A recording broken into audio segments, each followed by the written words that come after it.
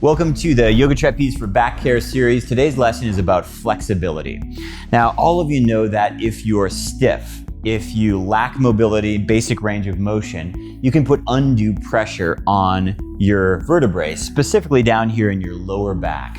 L4, L5, S1, this region tends to be a hot spot. If you imagine the hinge on a door, your L4, L5, S1 area is very similar to the hinge on the door. It's the area with the most mobility, the most movement, so when problems happen, they tend to happen down here at the hinge.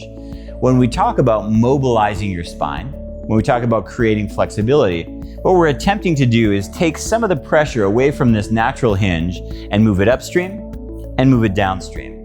So when we talk about flexibility training in terms of our spine, it's not so much about making our lower back more flexible, but instead making our thoracic spine more flexible and also freeing up our pelvis for posterior pelvic tilt. In this way, we can actually take more pressure off the hinge. Remember, even though we're using this door as an analogy, our spine is not a door. In fact, our spine is very dynamic and has the ability to have a wide range of motion, but most of us have a locked up T-spine and a locked up pelvis. If we can free those up, we can relieve pressure from this hot spot. Let me show you a couple of great poses we can do on the yoga trapeze for flexibility specifically. Let's try 3 different poses for flexibility. The first pose is called Titanic. Step in front of your trapeze with your feet as wide as your hips. Reach back behind you and bunch up the main sling. Walk your feet backwards, shuffle your feet backwards until that main sling catches right about at your scapula, at your shoulder blades. From here, plant your feet, arch your back, point your fingers in the same line as your toes, outer rotate your arms at the shoulders, squeeze your shoulder blades together, and gently drop your head back. This is a very gentle back bend, and we're focusing on thoracic spinal mobility, your middle and your upper back. If it's too much on your neck, you can always lengthen your neck instead of dropping back. But if you can, allow your head to relax, squeeze your shoulder blades together, and breathe here.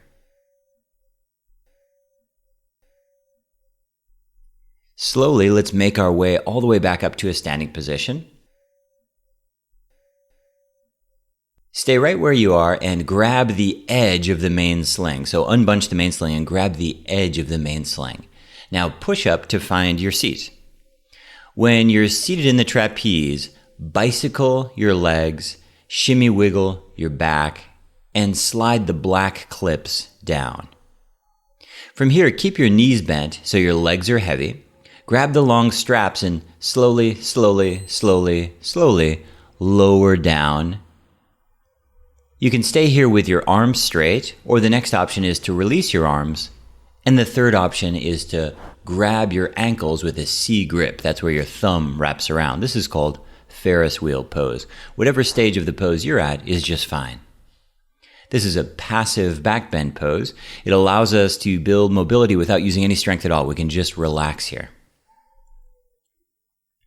Slowly lift your head, grab onto the long straps. Move very, very slowly as you walk your hands up the rig all the way to a seated position. Wrap your arms around the rig, put your forehead on your forearms, and take a break just for a moment. Great, lift your head. Let's step down from the rig and lie down on your belly in position 1. That's where the main sling is, right about at your hips.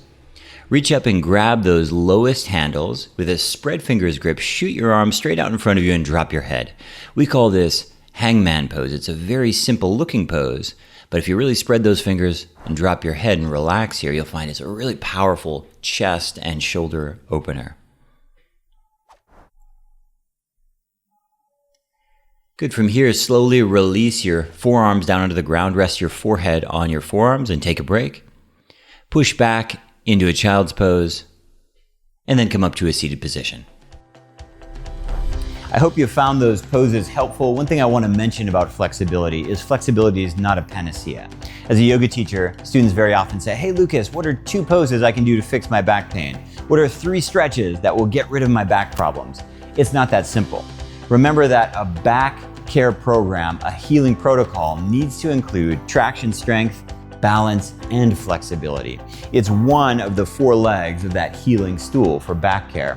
So yes, you should work on mobility. Yes, flexibility is important, but don't forget about traction, don't forget about strength, and don't forget about balance. Check out my other videos for tutorials on how to use the yoga trapeze for those other 3 legs of our 4-legged stool.